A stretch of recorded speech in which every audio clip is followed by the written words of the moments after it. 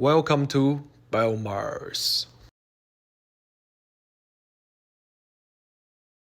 Hello everyone. So last video I talked about inheritance of cancer.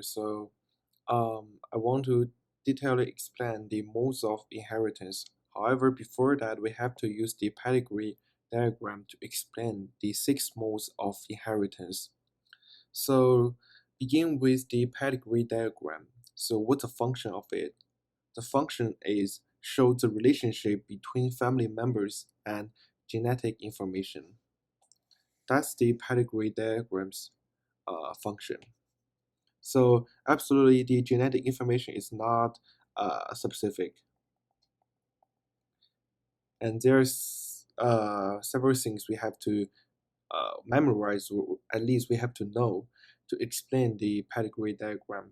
For example, the square is male, and circle is female, and square and circle means square mate. The circle means male mate with the female. And if in this diagram means 2 parents and 2 children to next generation.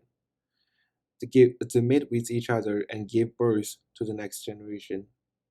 And these two means means affect. Uh, this one means affect male. This means affect female.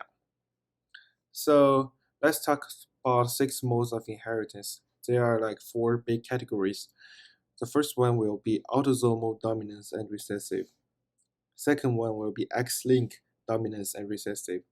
Third one is Y-linked, and the last one was maternal. So in this video, I only talks about the first one, and I plan to use 2 or 3 videos to talk about every modes of inheritance. And maybe I will talk about how to doing questions like that.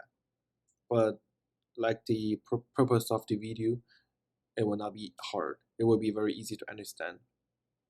So let's talk about autosomal dominance and recessive. In this chart, one mother got affect, female affect, male not affect, right? The white dot means affect female right here, and the square means male. I'll mark 1, 2, 2. And after the mate, the second generation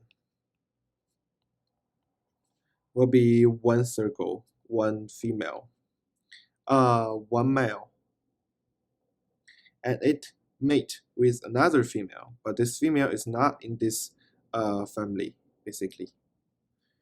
It's from another family, and they have uh, 2 children, 2 male, 2 unaffected male, and 1 unaffected male mate with another female. It's also not in this uh, family,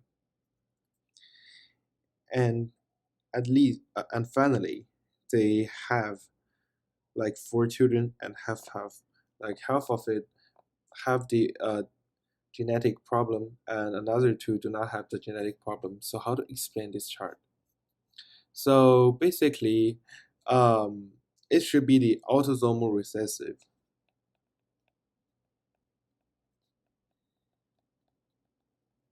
because all children have unaffected parent, and unaffected mate, unrelated, will have a normal children. So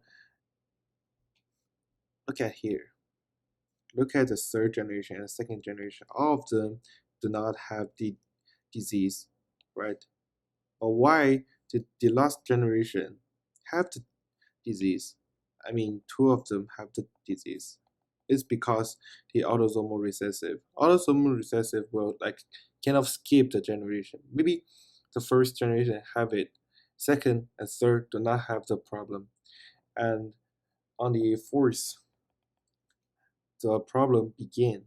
The disease began to happen in the children.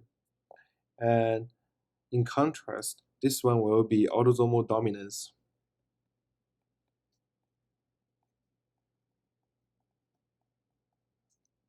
in autosomal dominance, basically used to have children have one affect parents. Let's explain this at first. Like for example, this children is the second generation. It has a affect mother, right?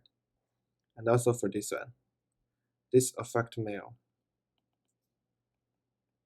also have the affect female as the mother. And in contrast, for this male, even the mother is affected, but it's not affected, right? So let's only talk about this part, the left part at first. It do not have the disease, so its two children also do not have the disease or genetic problem, and another two. In the first generation, one female got the disease. Second generation, one female and one male got the disease, right? In the female part, because the female got the disease, and two of its children also got disease affected. And in this part, the male got the disease, so also two of its children got disease. And also, unaffected do not have produce the affected children. It's in this part. I will mark it two. Like here, the male do not have disease, so it have two unaffected children.